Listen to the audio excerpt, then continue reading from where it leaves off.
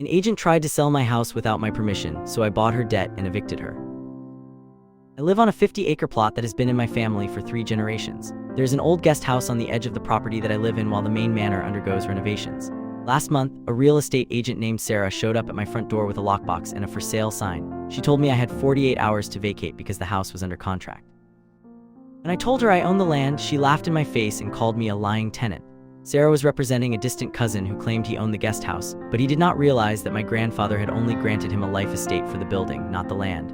Sarah refused to look at the deed or perform a proper title search.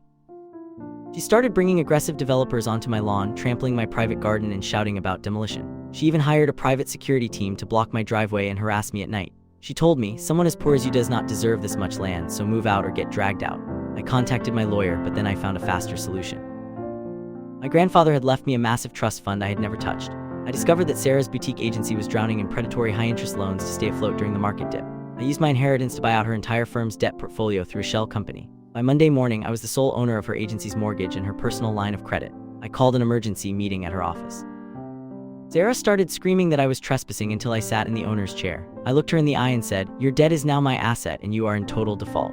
I fired her on the spot, sued her for illegal trespassing, and reported her license to the board for fraud. She lost her career, her savings, and her home within a single month.